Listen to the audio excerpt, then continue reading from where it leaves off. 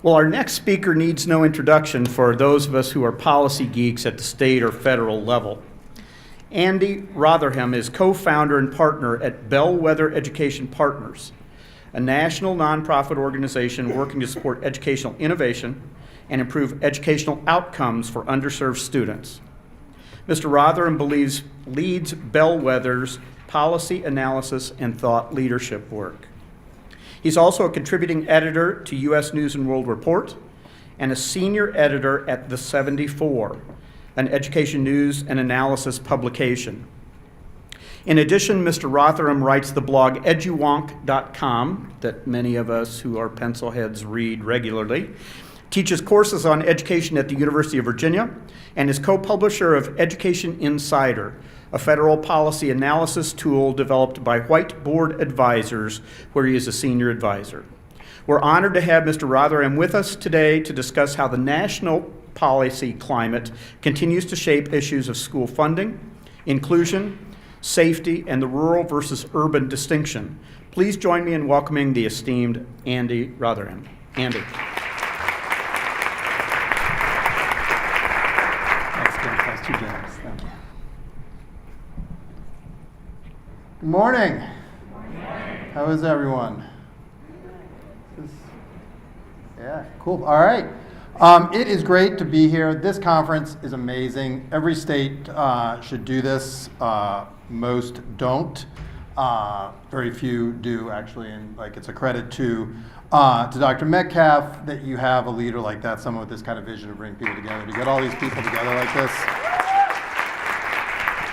You don't see the energy, the conversation, or the spirit of let's try to figure some of this stuff out together, collaboratively challenge ourselves. It's a remarkable thing. One of the cool things about my job, which I'll share in a minute, is I get to go around the country and see different stuff, and you just don't see this very often. So there we go. There's a guy named Rufus Miles. Anybody ever heard of Rufus Miles? All right. So this is a good story. There's something called Miles' Law that people in policy talk about. And Rufus Miles, he worked at the Bureau of the Budget, which was like the predecessor for the Office of Management and Budget in Washington, which is a sort of very powerful federal agency that no one's heard of. When I was at the White House, people think about all the national stuff. What you're really doing is negotiating with OMB. So this was the predecessor to it. And Rufus had this young budget examiner who was very critical of an agency, and they were trying to cut their budget constantly. And so the agency actually offered this examiner a job. And the young examiner didn't want to go work at this agency. He didn't think it was a good agency. That's why he was recommending every year that the president cut the agency's budget. This is back in the 1950s. The agency was being a pretty smart bureaucratic move. Let's get our detractor and bring him over and shut him up, which incidentally is actually how I got my job at the White House. So it's a proven strategy. But anyway, so he goes in to talk to Rufus Miles and says, he tries to leverage this for a raise. And Rufus Miles says, look, we're a federal agency. We have to pay attention to things like pay equity and so forth. I can't just give you a raise. The young examiner, he had just gotten married, so he was trying to maybe have a little bit of a step up in lifestyle, all of that. Rufus said, I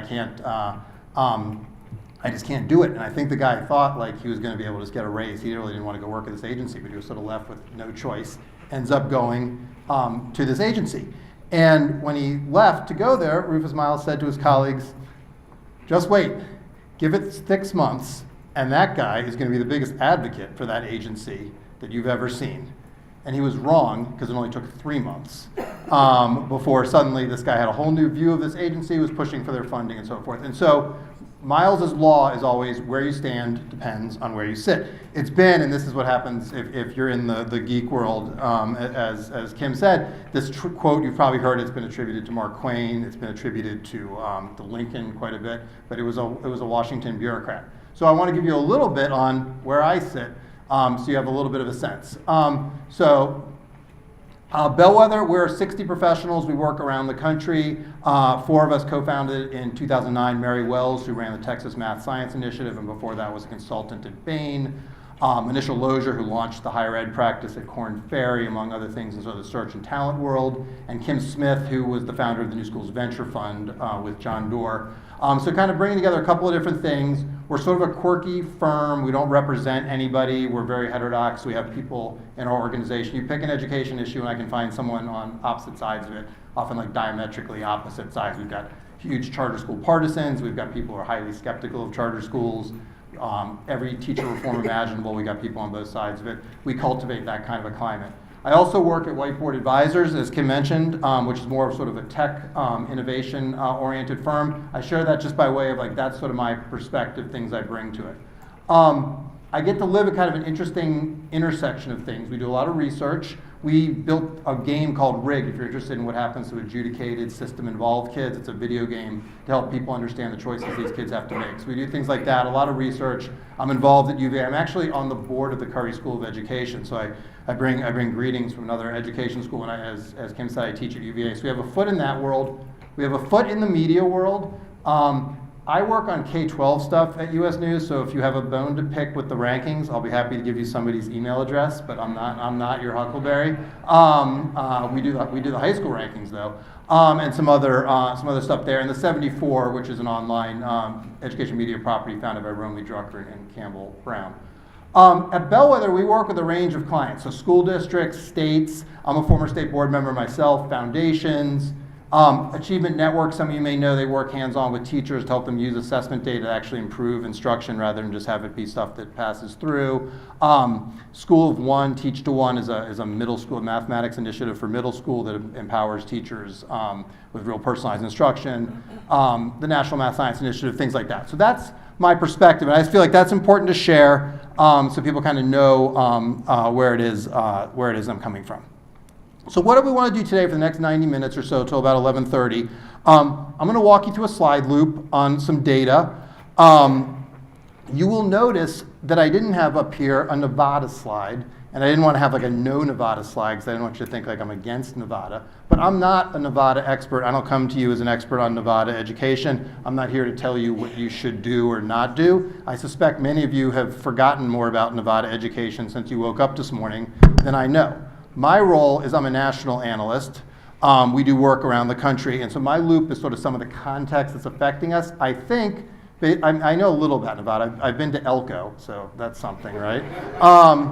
I suspect you will see the echoes of a lot of what I'm talking about in some of the discussions you're having. Just this morning, listening to Dr. Jara and some of that, like I think you will see some echoes.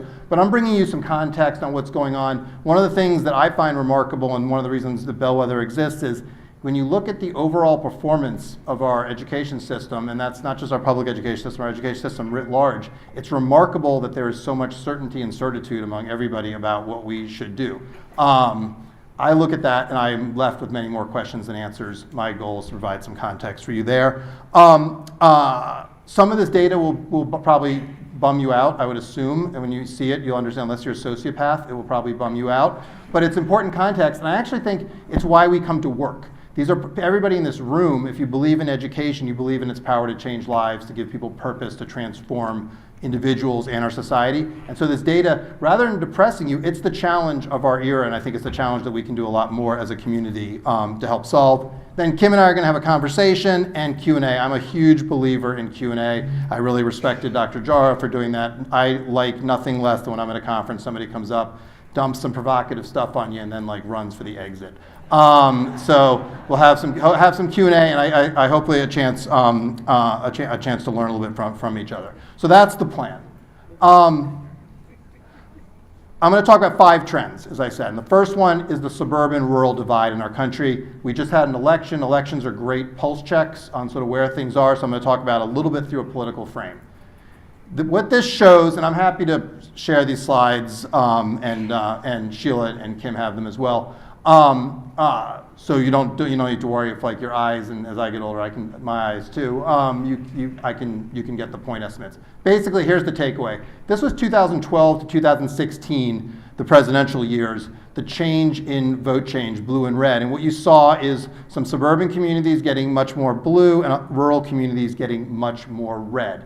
And I think there's a bunch of things going on. There's a bunch of implications from that for what we do that I'll talk about in a second. One piece of that, though, is simply cultural. I think this is one of the most interesting things coming out of the 2016 election. The percent of counties that Donald Trump won that had a Cracker Barrel, he won 75% of counties where there's a Cracker Barrel. He only won 22% of the counties where there's a Whole Foods. And that, it's amusing. It is absolutely funny. But it's also if you think about the country, you think about cohesion, that might trouble us. That might trouble us a little bit to think about. And this 2018 midterm we just had accelerated that trend. You guys saw a little of that here with what happened in Nevada. You saw it. You look. This is why Claire McCaskill, the senator from Missouri, this is why she lost. She just got eviscerated in rural communities. There weren't enough suburban votes to save her. Virginia is now considered a swing state. The 3 seats the Democrats picked up, all on the strength of suburban voters. So essentially you have a rural political firewall that's emerging for the Republicans. Democrats are becoming the party of the suburbs and the party of urban voters, and that's becoming an increasingly pronounced split with sort of white college-educated voters left to sort of be the jump ball. That's a problem for our politics. It's a problem for our schools in a couple of ways. Number one, rural schools are pretty overlooked, as you all know. I mean, you walk around the education world, you ask a question about rural education, you get an answer about distance learning. And there's a whole broad number of problems and challenges beyond that in rural communities. They're getting overlooked, and as the sort of parties cleave along these lines, that will probably continue. Second, the suburbs can really obscure an awful lot of our equity problems. And so you have a lot of suburbs where people think things are going great. They talk about overall averages. When you actually disaggregate those averages by race, by ethnicity, by income, to the extent you have income diversity in those communities, you see a totally different story. It gets masked. And so if the suburbs become the dominant narrative in how we talk about education, we should worry about that very much from an equity perspective. And third, you just want people. Again, we need more cohesion. You want people cleaving together, not cleaving apart like this. The second thing that's happening when I set up this slide, I don't come to you to tell you that there's anything great about Justice Kavanaugh and Justice Gorsuch, or anything awful about them, or about Donald Trump. That's not the point of this slide. It's simply an interesting thing is happening in our country that we should really pay attention to, that will again affect our education politics. And that's this sort of counter-majoritarian friction that's emerging. And so a couple of examples of that are, we've always, over time, the founders, this was their genius, the Senate has always, smaller number of Americans has been represented by a larger number of senators. Every state gets 2. But that is slowly increasing as suburban populations grow, certain areas grow, and we're going to talk a little bit more about those divides. That's a problem in the sense that people are starting to wonder why, for example, the last 2 Supreme Court justices are appointed by a president who didn't win the Electoral College, and they were both confirmed by senators representing a minority of the country. Now, actually, I worked for President Clinton, but I'm actually a fan of the Electoral College. I think it's a very important institution. Reasonable people can disagree. So I'm not coming, again, to impugn the Electoral College. But this kind of stuff is causing some real friction in our politics. People think the game is rigged. We don't do in school a very good job of teaching them civics education, so they might understand the processes and reasons behind this. And so what happens is you get results like in the midterm where the Democrats pick up 40 House seats and the Republicans get 2 Senate seats. And that leaves a lot of people confused, feeling whiplashed, or feeling like they're not included. We need to pay attention to that. If either political party tries to sort of ram things through along those lines, there's a price to be paid for that. There's also, as I said, a big civics education implication. So I think this is a really underreported trend in our country, is just what's happening with this and what's it going to look like down the road, particularly with the case like the Supreme Court, which does affect a lot of what we do in education. A lot of special ed law, a lot of things, there's a huge debate about what to do about students, immigrant students. There's Supreme Court jurisprudence on this that guides what public schools do. The Supreme Court's a pretty Washington in that regard. Even when the rest of Washington's not working, the court matters. Just this morning they were handing down some orders that could have implications for teachers' unions. So there's a lot that goes on there. Down the road, if the Supreme Court and its composition is severely out of alignment with where the American population electorate is more broadly, that's a friction to pay attention to. Third trend is the power of zip codes. And this is the one I think fundamentally, when I think, like when I was on the state board or when I was working at the White House and the work I do now, this is the problem we're trying to break. Your zip code should not be your destiny, but it largely is. So a couple of things to think about. Look, Canada's not doing great. I have to be careful what I say. My wife's Canadian. Canada's not doing great, but like if you had to have a choice, you want to be in the country that's got 13.5% social mobility for kids born in the bottom fifth of income rather than the 7.5% country. But we've got to do better than both of those. And what this chart shows is simply the more red it is, the less chance low-income kids have to have a life where they're not low income. And the really striking thing, I don't have a slide on it, but there's a lot of data on this, is wealthy kids, even if they don't do things like go to college, follow what's commonly referred to as a success sequence, their income in life doesn't actually fall as far as low-income kids gain when they go to college. Sending kids in the bottom quintile to college is the most effective social mobility strategy this country has, bar none. You are very unlikely, only about 5% chance you're going to end up poor again. If you come from that lowest quintile, you go to college.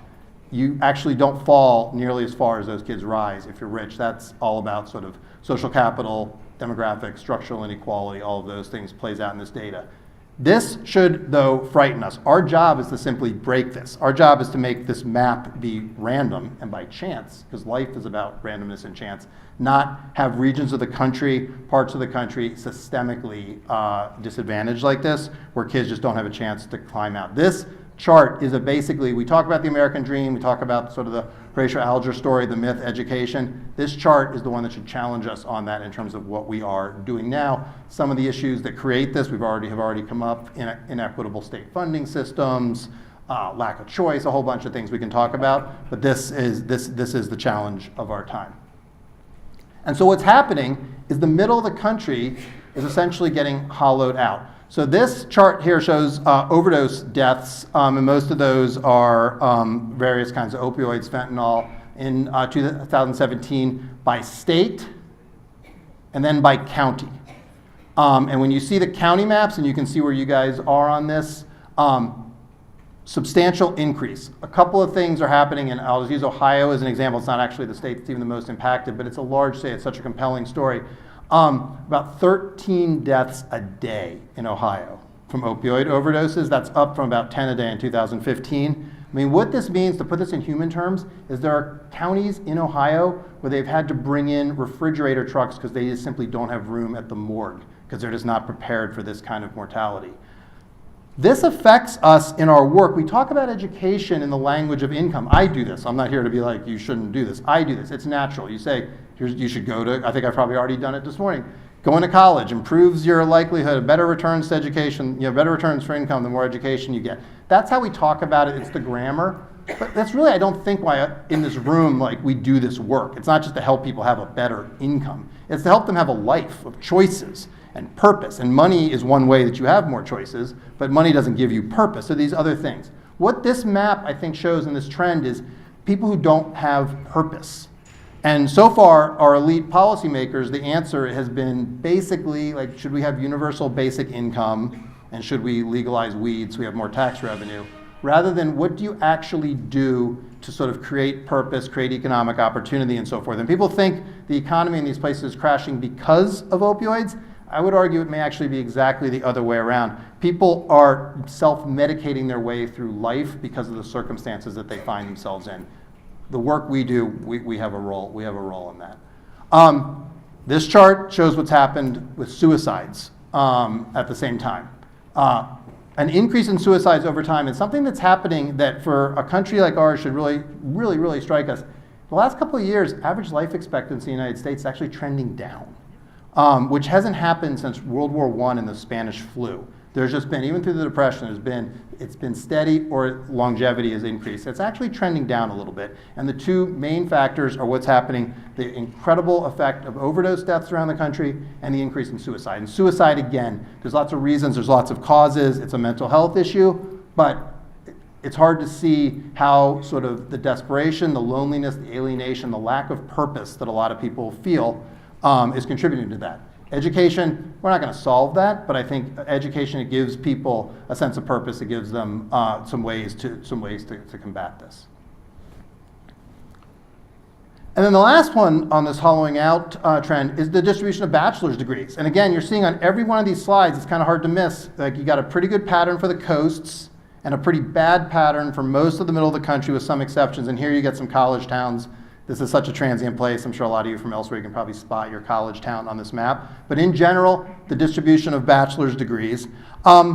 This is an interesting thing. So Amazon, for all their talk about how they want to be an engine of opportunity and stuff, where do they end up going? They went to Crystal City, which is a community I know well. It's not far from us.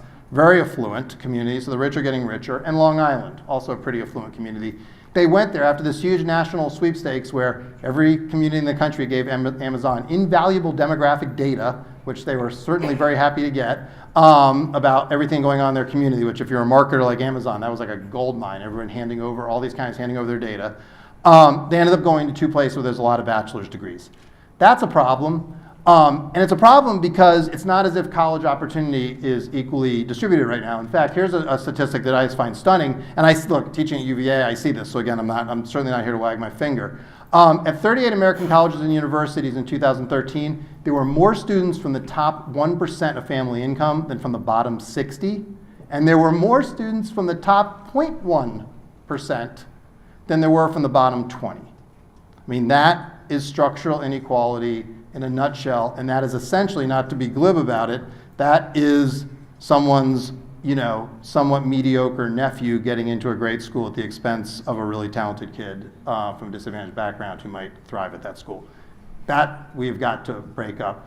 People are starting to sour in higher ed because they think it's not for them. They think the game is rigged, and when you look at that, it's hard to not to relate to that. Venture capital activity, which there's nothing magic about venture capital activity, but it's a good indication of sort of healthy economies, innovation, where opportunity exists. Again, on the coasts. A few places in the middle, you get something like Austin is a big bubble down there in Texas, but generally a very coastal trend, definitely not equitably distributed across the country, and not equitably distributed within VC. Graduates of Stanford and Harvard raise more money than alumni of the next 16 universities in this country combined. In that next 16, those are some pretty Tony name brand schools, but Stanford and Harvard, if you want to be a VC, that's where you probably ought to go. 4.3% of venture capital activity, 2016, 2017, went to women, 16.4% to minorities. So we talk about like inclusivity, opportunity, and so forth. That is pretty much the opposite of it from a geographic standpoint, and then even we're in it where it's happening from an inclusivity standpoint. And then finally, that conversation about money I thought was really interesting. Money's important. Lots of states have ridiculous finance systems. One reason the federal role in education is so important is the one level of government that systemically sends more money where poor kids are than where less poor or affluent kids are. In a number of states, the way the finance systems work, they still send more money where affluent kids are rather than where poor kids are. So money really matters. Something that's happening in this country is the aging of the population. And what is really interesting is that we call it the demographic burden is the term of art, which I can tell you when I was a young analyst, I thought that was a much better term than now in my 40s. It is losing its charm quickly. The demographic burden. And what the demographic burden is just where we're laying public resources. And in the entire post-war period, it was on kids. The GI, the Great Society programs, Head Start, all the things we invested in, education being amongst them, we are moving quickly towards a period where people under 18 are going to be outnumbered by people over 65. You're already seeing that in some states. Essentially, the country is becoming slowly like Florida. And there's real consequences to that. There's some research that shows, people on fixed income senior citizens are less likely to support things like school finance, school funding, school bonds. There's a little bit of research, I wouldn't want to put too much stake in it because it's early, that white voters are less likely if they live in mixed race communities that they're not from to support school bonds in those communities. So as retirees go to other places, it can complicate the school finance picture. Things we should pay attention to. Obviously, if you're on a fixed income, there's a whole bunch of decisions you're making, and in a lot of states, there's all manner of circuit breakers around taxes when you turn 65. So in addition to, you may not be doing some of the kinds of things that we raise school money on, different kinds of transactions like buying and selling homes and different things, you may also be getting property tax breaks. It's all kinds of circuit breakers. So this is that's going to ripple through the system. And what it means is, when I first got into this business, I've been doing this for a little more than 2 decades, Schools were basically, they were the big line item in state budgets. What's happened over that period is in just state dollars, schools are still, if you include state and federal dollars for Medicaid, it's actually Medicaid. And two of the lines on this chart, healthcare is broken out in two ways, public welfare and health. Collectively, they dwarf schools now, and we should pay attention to that. I mean, these are the costs, and this is sort of creating real downward pressure on public finance, and we need to talk about equitable finance systems, more effective finance systems. We need to talk. I like that Dr. Jarrett has laid it out. It costs more money to educate some kids than others. We need to be have finance systems that reflect that, and we need to have serious conversations about that. But we also are going to have a conversation about productivity. We've traditionally spent our way as an education sector out of these problems. Since the 1970s, we increased spending by more than 250%. There's just not another 250%. We're getting the demographic burden is a nice word for resource war, and you're going to start to see real tension on resources. And senior citizens, by the way, they're organized and they vote. And so the pressure there, you can see where it's going. In our sector, you've also got this whole issue going on. You've also got this issue going on around teacher compensation and pensions. And what's happening is the microcosm of this in our sector is healthcare costs, pension costs, which are slowly crowding out other kinds of spending. And a really fascinating thing is if you look at the states where you had either red for ed or the teacher strikes like West Virginia, this was the issue. Teachers were feeling they hadn't seen an increase in cash comp. They were, in case of West Virginia, being asked to contribute more to their health care. They were reacting to that. Legislators were like, hey, the compensation line is going up and up. Both sides had a point. The problem is it's this crowd out. And these are not small things. Los Angeles, if you look at their own estimates, their own budget, they're looking at spending more than a quarter of classroom dollars will be spent on pension and healthcare costs by the middle of this coming decade. That's an enormous problem. It's a particularly acute problem in a place like California that has some underfunding of its schools sort of overall to begin with. That's a problem everywhere. We can't sustain it.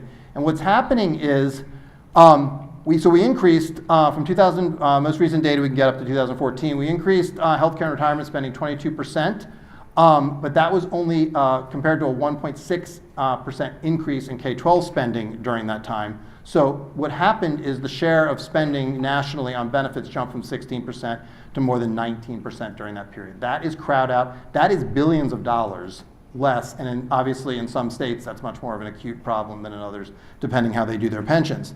And what's fascinating is we have this debate about teacher retirement as if it's like a great system, and so why would anybody want to, mess with this gold-plated system? Only 20% of teachers even get a full pension. More than half don't qualify for any pension at all. That's because of mobility and so forth. Here in Nevada, you actually, this is a good news story. You actually have more teachers vesting than most places. It's 57% of teachers vest for a pension here in Nevada. That's actually higher, but 43% of teachers, I don't know how you can argue that that's actually a great retirement system. In your state, interestingly, and we can follow up on this, there's some really interesting gender disparity, probably not interesting if you're on the wrong end of them. There are some gender disparities that exist in your state pension system as well, things that sort of echo through. We got to get serious about a system that's more portable and a system that's just more cost effective for people. And by the way, there's more teachers. This is not like a small thing. We're not having a conversation about biochemists in the Pacific Northwest don't make good retirement choices. This is 4.5 million Americans are being put in a retirement system that just systematically actually doesn't work well for them and disadvantages them. That's a problem. It's contributing again to this crowd out and so forth. A complicated basket of issues we can talk about more, but something to really pay attention to. All right, I didn't want to leave you with a doom loop, and I really meant that. I'm dead serious about that. So a couple implications for schools to talk about. First of all, every issue here has an education angle. They're not necessarily the causes of our education problem. In some cases they are, but they are at least caused in part by our education problems.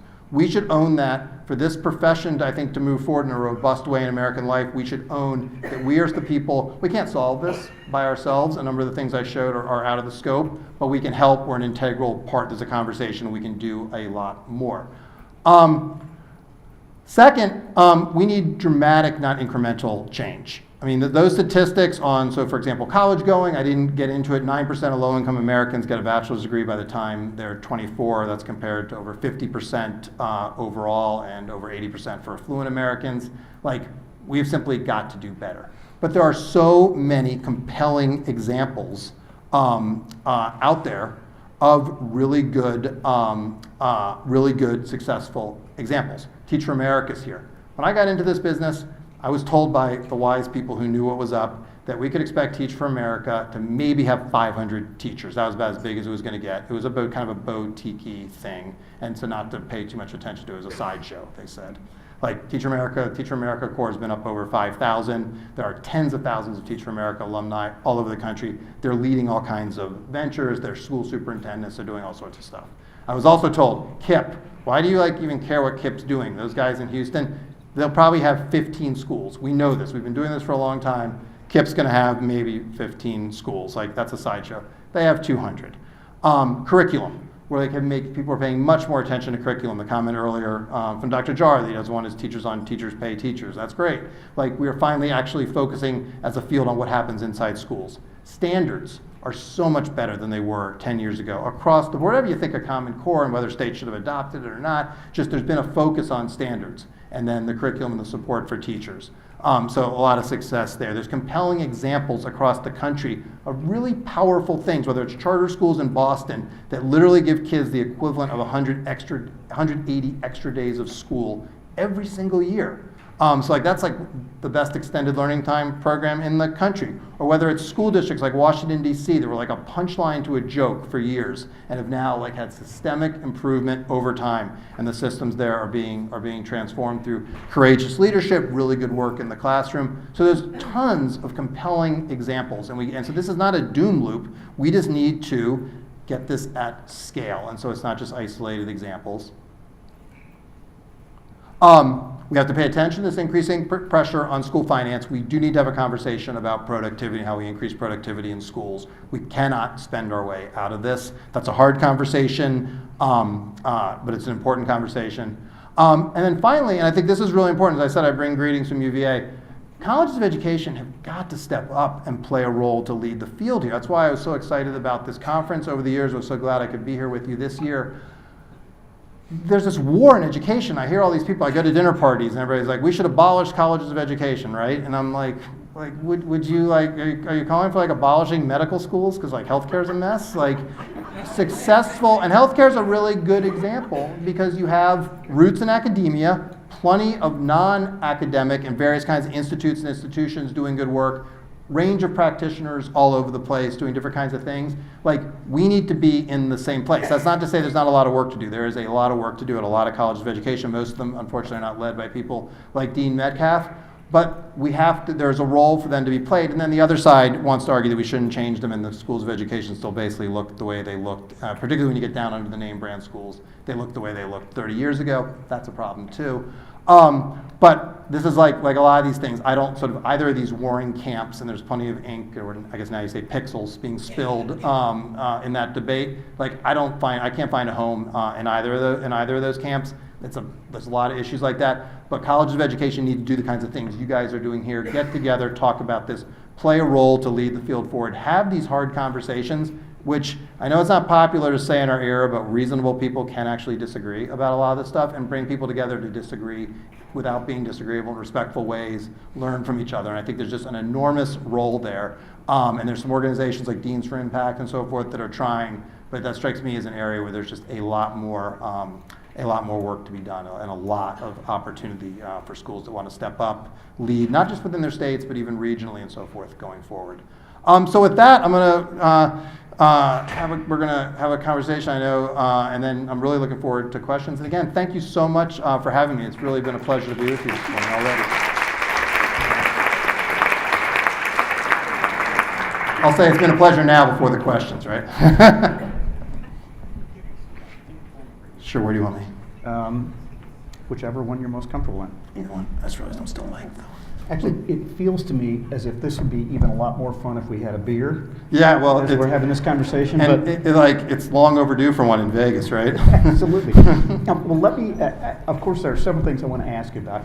Let me announce on your tables there are cards, colored index cards. They should be near the center, under the pens and so forth.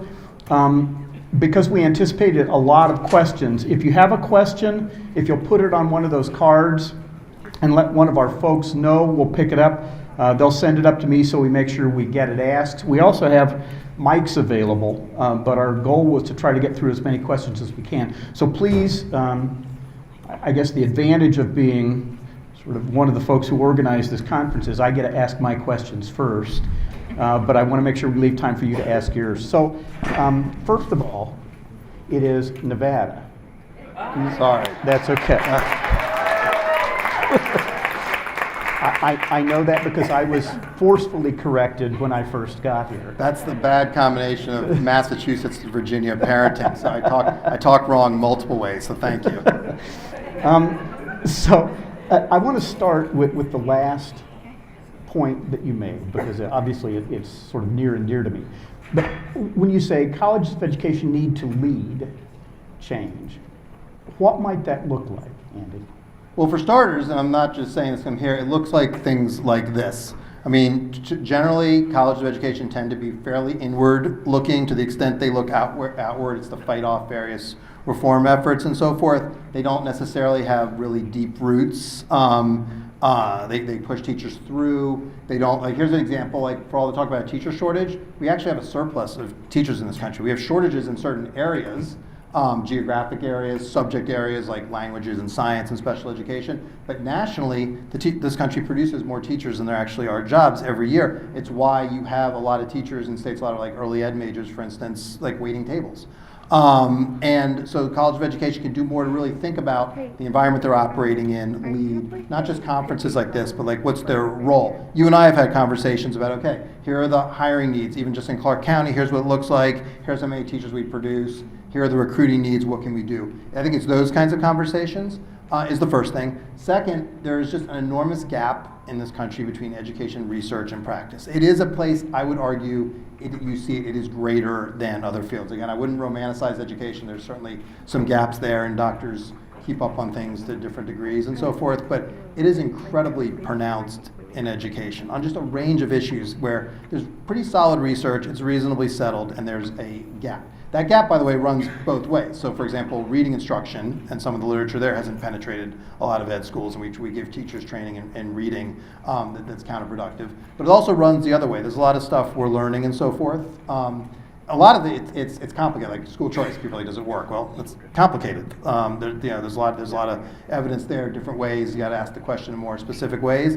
But on other stuff around like teacher effectiveness and so forth, there's a fair amount of research, and we tend to disregard. I think College of Education need to be willing to plant a stake in the ground a little bit more about where there is something of a consensus in the research, things we ought to point to, where things are changing. For instance, the research on the effect of having teachers for kids of different races, having teachers of different races. That's an area where the research is evolving in some really interesting ways, and we need to have, ed schools need to be powerful voices to have people that this is, like if you came into this profession 20 years ago, the research on that looks different than it does now, like helping people understand that. So I think it's that voice, it's getting more outward, it's doing the things like you're doing here, and engaging even more with policymakers, not just around these sort of narrow issues around fighting off efforts around alternative certification and so forth, but around some of these broader issues around the challenges that we're facing. I want to push back just a little bit. Sure. And those of you who know me will not be surprised by that statement in and of itself. But I don't disagree that there's a disconnect between the research oftentimes that is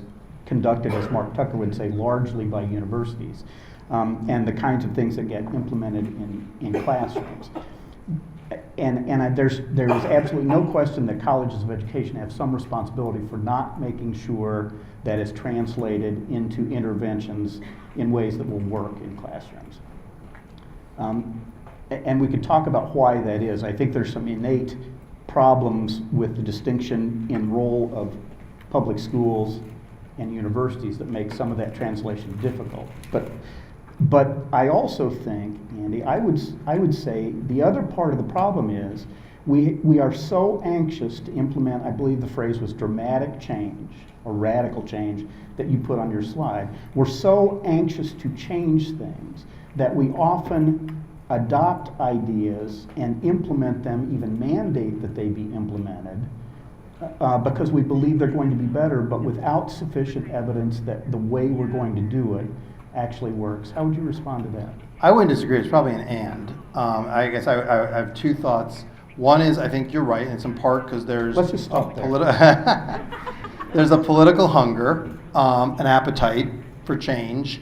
It tends to happen in sort of waves. But I would argue it's a little bit caused by the fact that if a profession doesn't have these really strong roots, it's more open to faddishness. And so we as a field, we are more vulnerable to this kind of faddishness because we don't have sort of these institutions are not as respected as they need to be. In many cases, they're not doing the things that they need to do. They're not having conversations like this. So it causes it.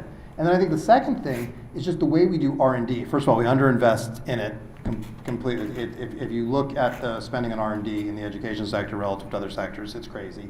We underinvest in it. We often don't invest in the right things. And then we often try things in crazy ways. I always think about when I'm out here, because we're in the desert, and Edwards is not far from here. And the military, when they're developing a plane, like they test it out in these really pristine conditions for an awful long time. Or like if it's Branson developing his plane for his tourist plane for space, they're developing out there in the desert too. Really controlled conditions and so forth. In education, we tend to do it in these really sort of haphazard ways. We often you talk to urban superintendents, they're like, yeah, everyone's coming here, they want to innovate. Like these are schools, districts where like everybody's not even on payroll properly, like basic operational stuff's not happening, and people want to test their intervention. So of course, we find nothing works that fuels the faddishness. Rather than like testing things in really controlled conditions, we can start to learn how do they work, under what conditions, and for whom, in much more sort of deliberate ways. And so it creates all this chaos, which I think fuels this. So I wouldn't argue with your point. I would argue maybe I think the lines of causation probably run in some different in multiple ways. Again, over a beer sometime, we can pursue that further. Or out in the desert. Out in the desert, absolutely. So as you talked about those 5 areas, it seemed to me as if they are very closely interrelated, maybe even interdependent in some ways. So what is or are the policy levers, Andy, that could be used to begin to change or affect those positively? Yeah, and there's a big debate going on about this. There's this dream hoarder debate that people are saying that the reason for this is people who are in the upper middle class, the upper class, they're sort of hoarding this stuff. Like, you don't get far in this country, historically or now, like trying to get people to work against their self-interest. That's just not how things happen. But let me give you a very concrete example that I think illustrates the point. So, screening for gifted programs. Universal screening for gifted programs is one of the best things we can do to lessen income and racial disparities because you find talent. And actually, Harold Levy, who just passed the other day, former New York School chancellor, he was at the Jack Kent Cooke Foundation. This is their whole thing, was talent among low-income kids and giving those kids an opportunity. And they do scholarship programs and other talent identification programs and so forth. But in a lot of places, you don't have universal screening for gifted. So you have a system that people can game. You can figure out how to get into it. That's one reason that minority kids are overrepresented in special ed, underrepresented in gifted programs.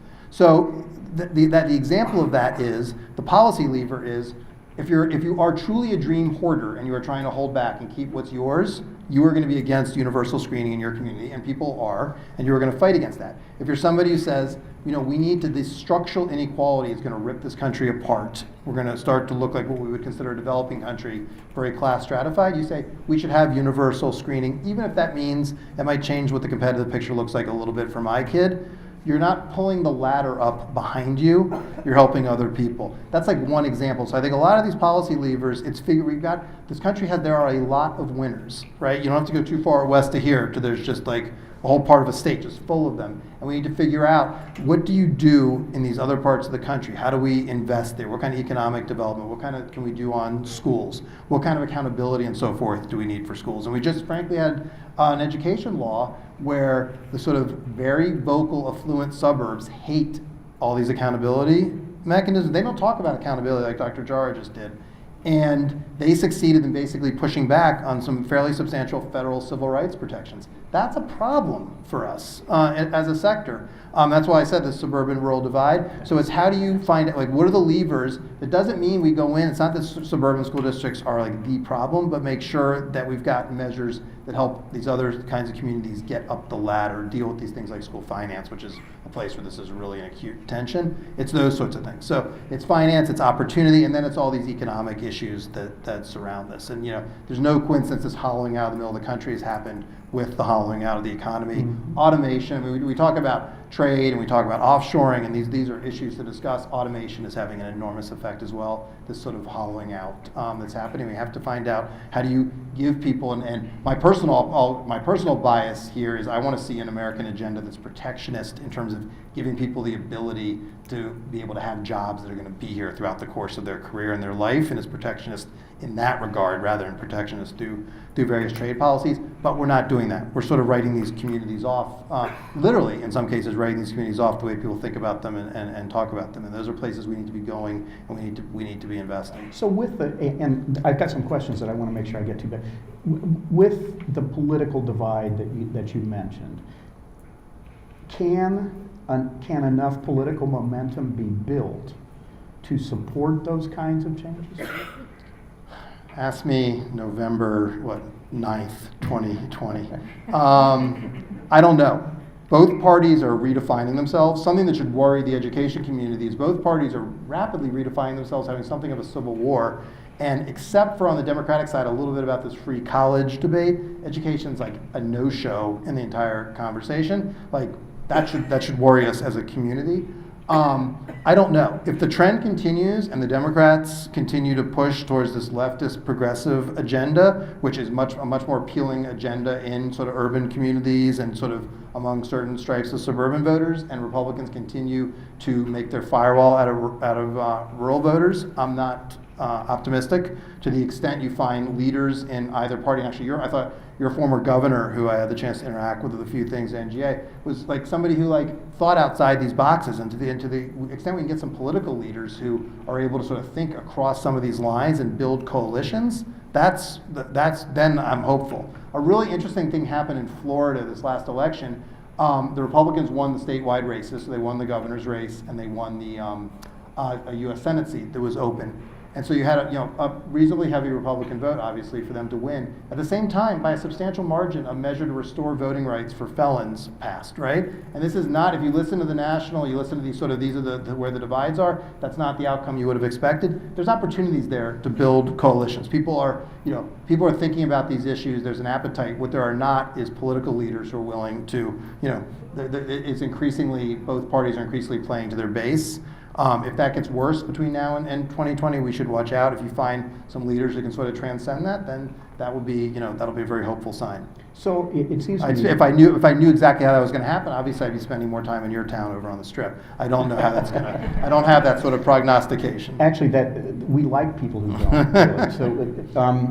So I guess, and again, I promise I'll get to these questions, but it does seem to me as if there are implications for state leaders of what you just said, because at the federal level there just doesn't seem to be much movement at all, which suggests that if those kinds of things are going to happen, it's going to have to be people at the governor's level or at the state legislative level. Yeah, absolutely. Look, Washington's broken.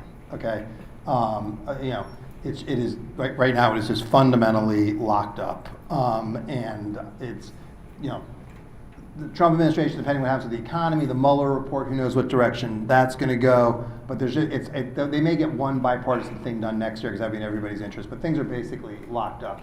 And it's very toxic. And to give you an example of that toxicity, like a lot of colleges, for example, work behind the scenes with Betsy DeVos on these Title IX regulations around sexual assault on campus to try to figure out the way through. But none of them were going to be publicly identified with doing that or with her because it's so toxic, right? There's a lot of stuff like that going on. And so you got to pay attention to Washington. Again, the Supreme Court, there are cases that move through that said a lot of what we do in this field is actually there's Supreme Court case law around it, from some very fundamental things to ins and outs on special ed and so forth. You got to pay attention to the federal programs and what's happening with them. But right now the action is in the states and localities. And when I think about my own work, Like, if all we did was federal stuff, I'd be doing something. I'd be in a different line of work because it's just toxic. States and localities, things are still happening. Mayors are doing really interesting things. It's fascinating that when you look at on the Democratic side with potential candidates in 2020, a number of mayors are in the conversation. That speaks to that's happening.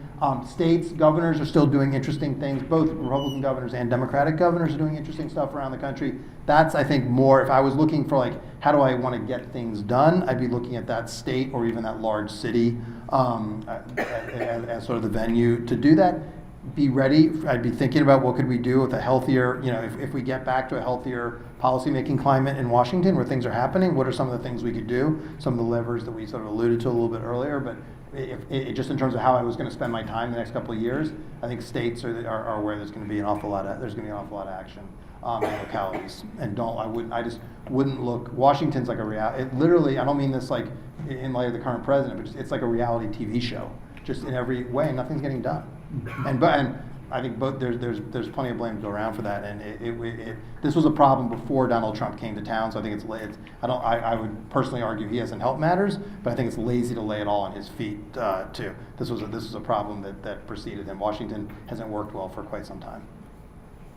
I'm tempted to ask, could it? But I don't know. But again, I don't know about you. I will say, like Leon Panetta, who was former Secretary of Defense, former CIA director, longtime congressman from California.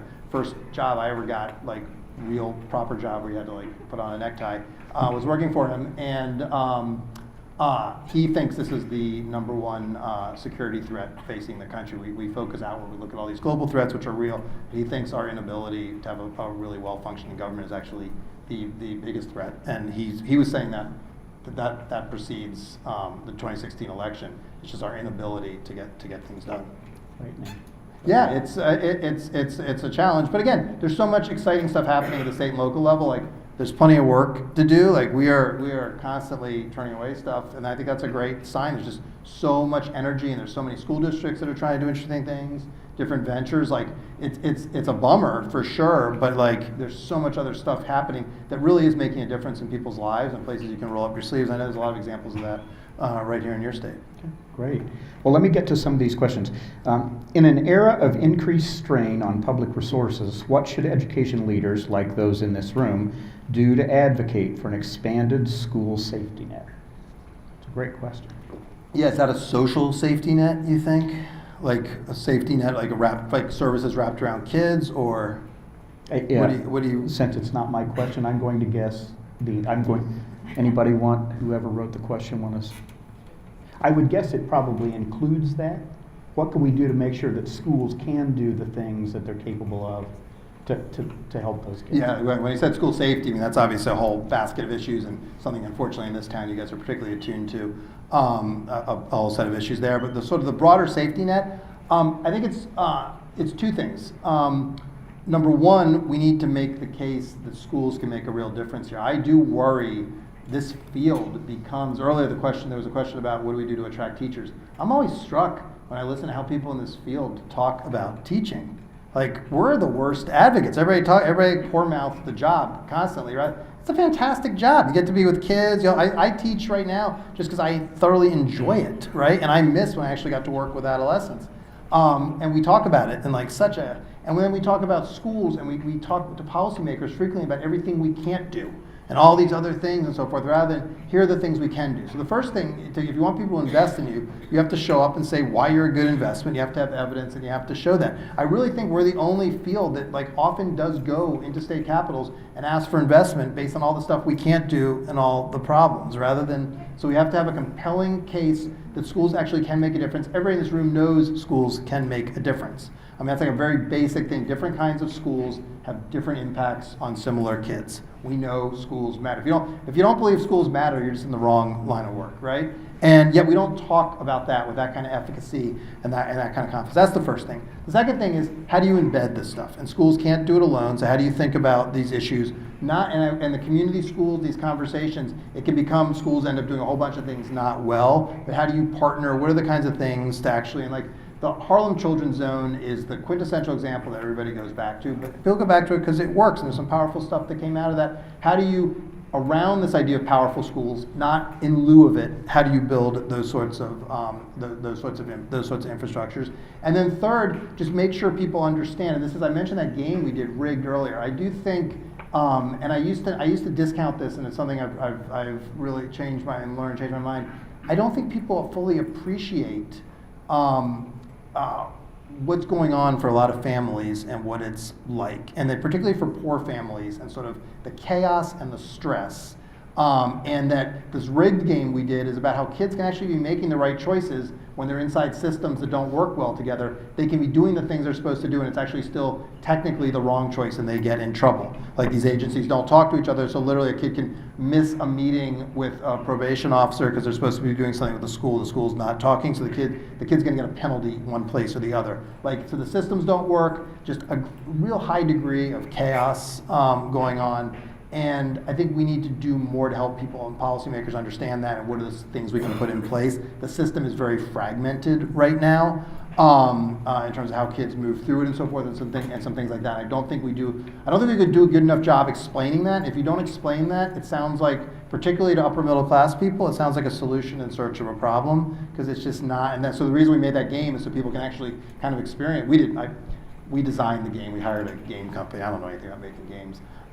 We hired a game company, but it was like, we told them this is what we needed to do to help people sort of in a first-person way start to appreciate that. And I think that's we talk about a lot of these other services that kids need. Just for a lot of people, it's so removed from their experience, fortunately, removed from their experience that they just can't, they can't relate to this kind of thing. And that's why, like I talked earlier about the issue of what's going on in Ohio. I mean, some of this stuff is so removed from people's experience that they just can't quite, they think there's a problem, but it's sort of abstract. They don't appreciate how acute it is. I think with the challenges a lot of kids are facing, it's the same way. We need to be much more clear, vocal, and really explain what we're about, but in a language of efficacy, not a language of helplessness. Long answer to a short question, but I think a really important question. That was a great answer. What would you like to see in this education ecosystem so that teachers of color know they can thrive here? Yeah, this is so a couple of things. Really important issue, and you do see with attrition. First of all, not to discount the question, there's tons of attrition. Lots of people aren't thriving. We lose lots of teachers. You heard Dr. Jara mention that. So first of all, we need to the teacher turnover is a problem. And then second, you've just got some broad issues of diversity, inclusion that are not just in the education system. If you look around our society, they exist fairly generally. So I would put those two caveats. The third thing is recruiting, targeting, helping people understand what these paths are. And this goes into, so a really interesting example, Morehouse University. I was talking to the president there recently. 40% of incoming Morehouse men, and it's only men, want to do something in education, but by the time they leave, 7% do. And that's because they're just not the systems in place to help people realize all the different things you can do, not just teaching, but all the different things you can do in this field. They don't even have an ed school at this point. So you have to, if you want to do education specifically, you got to walk across to Spelman to take classes there. But there's not other stuff like people coming in to work on ed tech, or the ed business side, or the ed law side, all the ways that you can contribute. And so I look at this as not just teaching, we have a problem, this is a system-wide problem. So the first thing is sort of all of that. Second thing is we've got to get serious about the compensation conversations, all the things that go into that. We've got to make this a career that people who have talent and have options are going to see themselves and see a path. Third, you can see a path. People go into this often because they want to work with kids, right?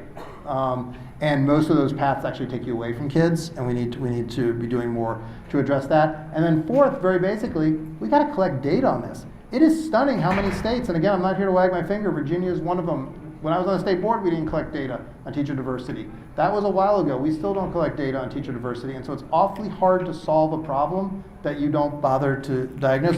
We cannot tell you statewide in Virginia the demographics of the teaching force, and so we know that there is a shortage, and we know that the current paths in are not addressing it. Some are doing a better job than others. Teacher America, for instance, has been a real engine around this.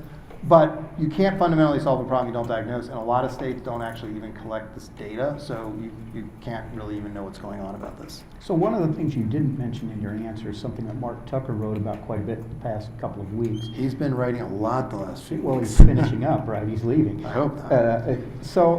But one of the things he mentioned was raising the standards to get into colleges of education. He believes that that will increase the quality of folks who enter and ultimately raise the number of folks who choose that career path. How do you respond to that? Yeah, well, my reading of the research is we've got this emerging trend. Again, the research changes the powerful effect of having a teacher of the same race can have on a kid in terms of college going and things like that. But all that research that I've seen holds teacher effectiveness is constant. And so, yeah, we need, and this is an enormous problem, and the system, again, is not well aligned. Yeah, we need to raise standards. There's this idea that if you want to teach, we should be welcoming you because it's a passion. Like, wanting to teach is like necessary, but not sufficient to do this job well.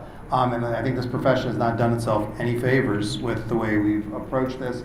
The way we approached it is a numbers game, and so it was always about hiring more rather than, again, thinking about productivity. It's amazing if you reduce class size. I'm like, yes, teachers, would you be willing to reduce your class size by a kid or two? And most of them are like, well, do I get to pick which kid? And you can actually, you can make small reductions that have big, small increases that have big, can have big systemic effects, particularly different subjects and so forth, which would allow us to get at this. But if we don't raise standards, we're going to continue to see a couple of things. One, the problems that we have around, just more generally. Two, a system that's really unfair to people. I talked about earlier how we over-prepare teachers. You also have this issue where in a lot of states, people go through, the signaling effects aren't clear and so forth. They put a bunch of time in to become a teacher, and then they can't pass whatever the licensing exams are, which is just, on a human level, is a terrible thing to do to somebody. There's real costs to them, there's opportunity costs, it's their time of their life. And so we've got to get more aligned there. And then third, I think it ties back to this whole issue of efficacy. Like, raising standards is a way to be very crass about it. Raising standards is a way to raise money because it shows that you're really serious about quality. It makes it something that people actually want to invest in. And I don't think we've done a very good job as a field making that case. Okay. From a Twitter follower, is anyone talking about classroom size? You mentioned that a moment ago. Yeah, but we talk about it in the research, there's a teacher effectiveness matters more than class size, except when you get up, and then, again, you always have to put the caveats, because people are like when you get way up into the 30s, and there are unfortunately lots of places in this country where teachers are facing loads like that, and that's crazy. But when you're talking about reasonable range, the research shows that to really get the bang for your buck from class size, you have to drop it really small, like less than 16 or less. We can't afford to do that for across the board. It's just cost prohibitive. So you got to think about what kind of kids are you going to give that to? In what subjects are you going to do that? We don't talk about this. We want kids to learn to write better than they do. That's a piece of the Common Core writings thinking.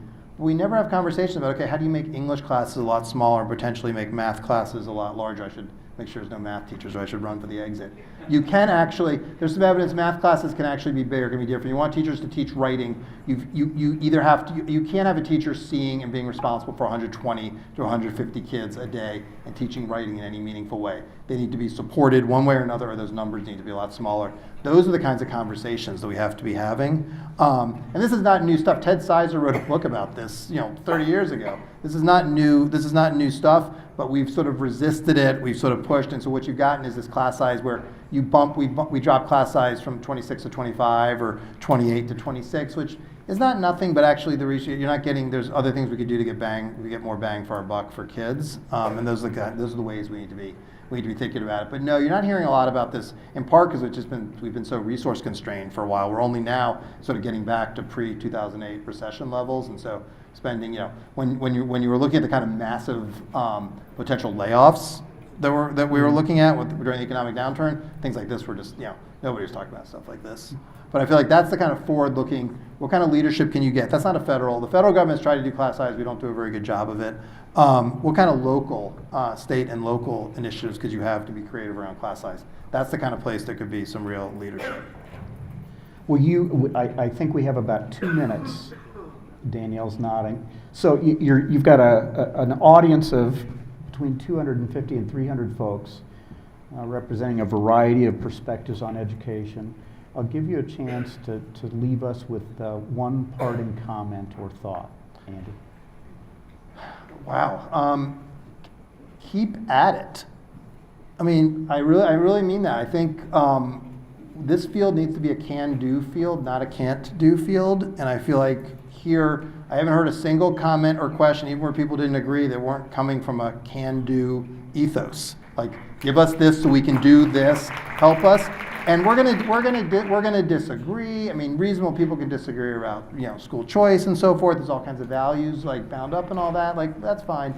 But I think that ethos of can do and being a field that really feels like, hey, we can actually move forward. These problems that we're not just getting buffeted by all those trends, that we can actually these are huge American challenges of our era, and we can play a role in solving them in our communities and in our states. I think that's like, that would be my message, and just the fact that you all are here, you're taking time out of your day to come to university to have these kinds of conversations.